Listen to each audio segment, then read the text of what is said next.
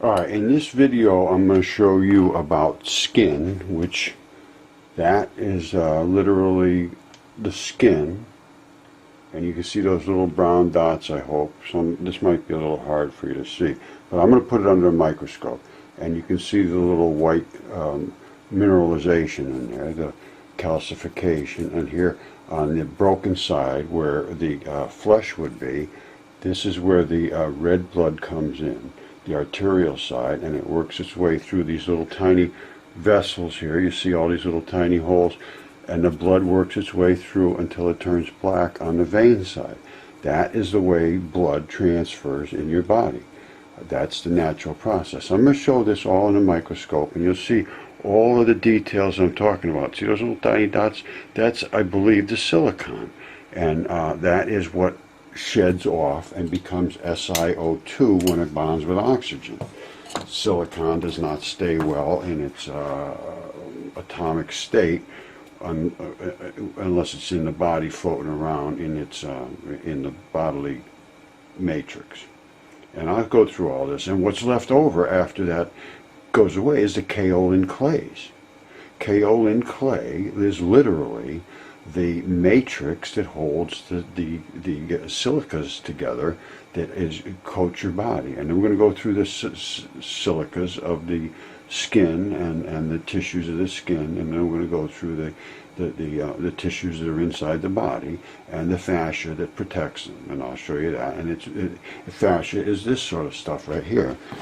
This is a lung. Now this has been human DNA tested, and this fabricy stuff on the outside is the fascia.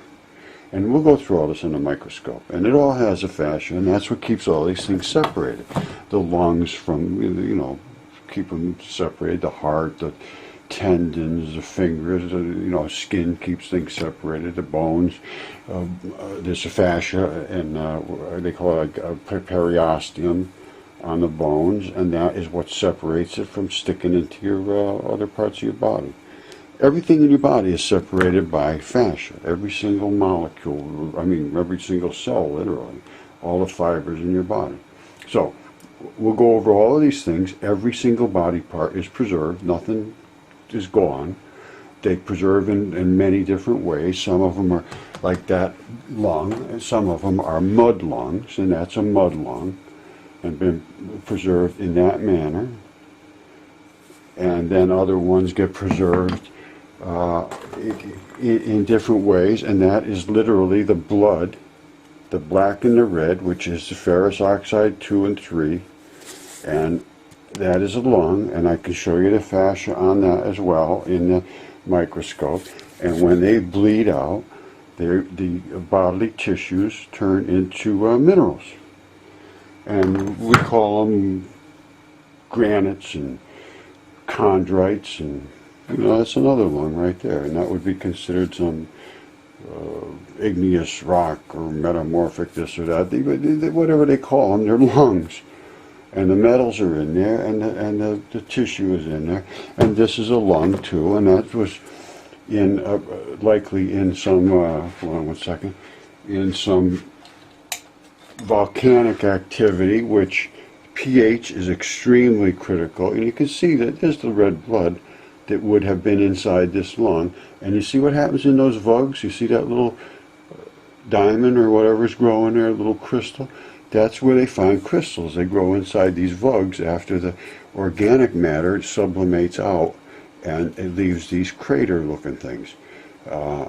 And sometimes they will, if they're in the right conditions, in the percolates, there'll be metal seeds, and the metal seeds will grow into crystals. And there's some here and there in this one. Not very many, but some of them are loaded with them. And that's what they find, and that's a lung. That's some form of a lung from, I don't know what it is from, but that's a lung. Now, so here's another lung, right? Now this one is partially deteriorated. You see, and this might be hard for you to see, and this will turn red too. If I spray this with water, it'll rehydrate the red.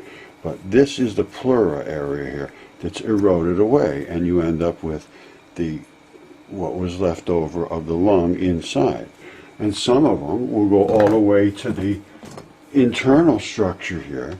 This one bled like a stuck pig. Literally had globs of blood all over it, and I have pictures of that. This was years ago, so it's no longer, but you can see the actual structure of the lung. That's the lobes of the lung. You see those? Might be hard for you to see, but I have all this stuff very well documented. Those are the lobes of the lung, and you can see them in the anatomical pictures that I have. I have lots of this stuff, so it's not like there's only a little here or a little there. There's plenty to look at, and that's selenite. That's literally petrified tendon. And those strappy little things inside are tendons. And I have one over here that has the actual abrupt transition. You see that? Look at that. That's amazing. That is that stuff in there. That's not dirt. That line right there is the abrupt transition from where tendons go from being from like a fibrous material, and they sort of glop together, and then they sort of go off into the muscles. And this is known, and I have other ones that show this very, very well. This was given to me or sent to me by Becky Dorius, very nice lady. I believe she's out in Utah, or she was moving at the time. But this was in the area she was in, and she sent me some of this, and it happened to be one with an abrupt transition, and that's just amazing, because this is from a huge, huge creature, and this is the tendinous material. And if you look carefully, you'll see all the little layers of the tendons. So we're going to go through all this, and then they have veins and arteries and all the rocks. They all have them. And it's just, as soon as I show you how to look at these things, here's another one. There's veins and arteries in that. You see that? There's the vein, and they always turn black because the blood is expanded blood, FeO2, and this is this would be crystallized or open because the arteries are FeO3, and there is no restrictions in the arteries. So this is what we're going to go over in a minute. So this is, and stick with me if you want to see this, or if you don't, if you're not interested, well, that's up to you. But I'm going to show the transitions of all of this stuff. I have copious amounts of this. I actually filled a 200-foot ditch with the leftovers. I saved the good stuff, you know, a lot of good stuff. I threw a lot of good stuff. You can only have so much, and I needed it for a drainage ditch, so that's how it works. And it gets everywhere. It's in your backyard. You go pick up this in your backyard, or go in the woods, or anywhere you got. You know, as close as you can get to a rock. Look at it carefully. After I show you what to look for, you'll be able to understand what is a tendon, what's a finger, what's a lung, what's a heart. And hearts have a certain structure to them that's fully I understand it, and it'll be understood because it's the valves of the heart have different thicknesses of the ventricle walls. One of them is only 25% of the other, and it's very, very obvious when you see one. And as a matter of fact, here's one right here. And let's see if I can show you. You know, I should show you this all a piece at a time, but I get carried away. That right there, that line with those black spots in it, is a ventricle wall. And then another one runs off of it in a very narrow band. And you have to look at them close. But I mean, I have people sending me stuff all over the world of hearts and you know, like lungs like this, you know, and you can see the red blood at the top was where it was invested up here. And it's the same shape as the lungs, and the red blood at the bottom. It's and this they mineralize according to what is in the percolates that are in the water where this thing was preserved. Some of them are in very clear water, some of them are in volcanic thermal conditions, and all kinds of percolates in the water, and those adhere to things that are in a body, because creatures are extremely chemically reactive, and it's a continuous chemically reactive process that creates life. You don't just sit there and things happen inside of you with little machines or something. I mean, it does happen that way, but they're all powered by chemistry. The chemistry stops, boop, you start to blow up like a balloon and explode, literally, because the gases they can't transfer, and things don't work the way they're supposed to, and they start to bubble and boil inside you, literally, and it blows out your bodily fluids out of the arterial areas, mainly because they're open. The veins clamp off because they have valves inside them that don't let the blood go backwards in your veins, because it's already been used up.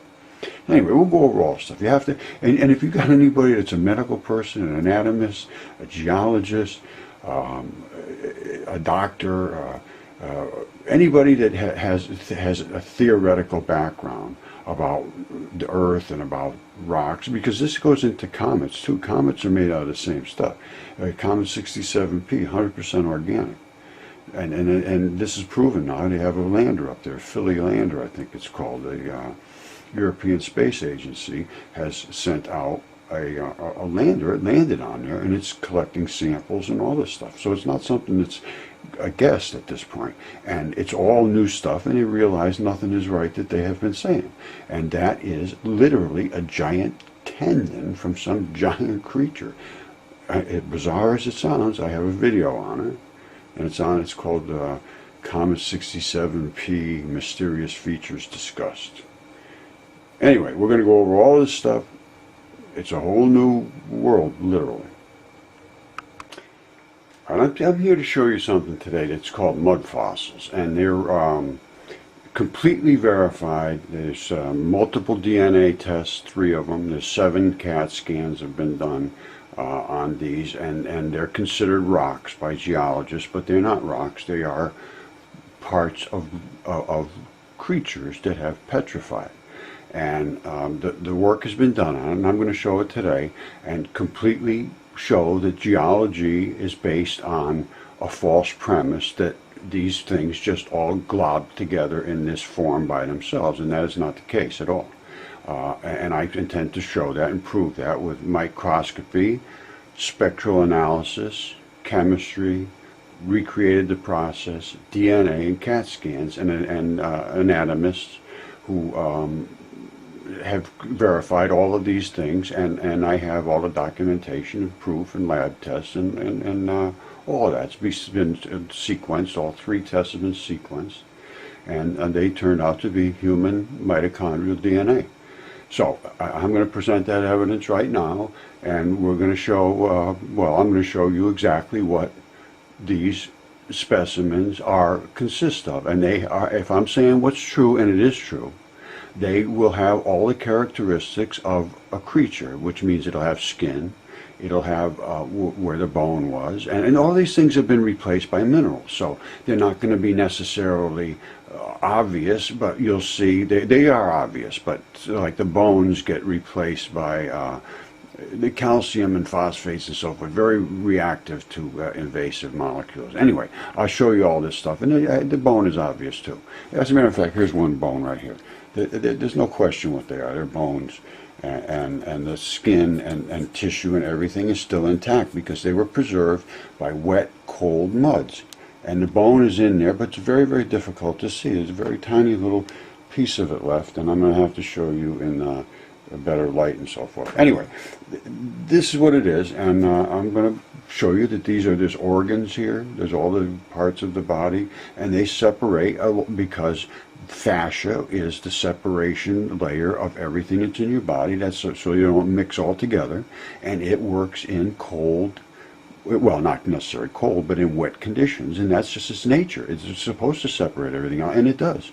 And after you die, they remain separated, and that's why they're all in their natural conditions that would be in the body, only now they've mineralized into, they've taken on and bonded to the things that are in the water that is in the percolates. And the skin, primarily of creatures, is made of silicon, and it bonds to the oxygen in the water and becomes SiO2, silicon dioxide, which commonly is known as sand and feldspars. And I'm going to show you the spectral analysis of this. There's the sandstones, which are the skinish things, and then you get into the insides, which are mud rocks and limestones. And it's very simple, and you don't have to have any special knowledge of anything. It's better if you don't have any knowledge of anything, because what you would have to unlearn is going to be more difficult than what you have to learn. So just show me, and I'll show you with the microscopes. There's no question what it is here. And like I say, DNA, it just won't even be confronted by Yale or Harvard or Johns Hopkins or University of Texas or any of them. They just would stay away, and they will hundreds of requests and not one single response. So I'm taking it to you, who will be able to go in your backyard and find these rocks and realize that they're not rocks. They have veins and they have arteries, and they have articulation. Some of them are almost virtually body parts that are undeteriorated, and I'll show you those.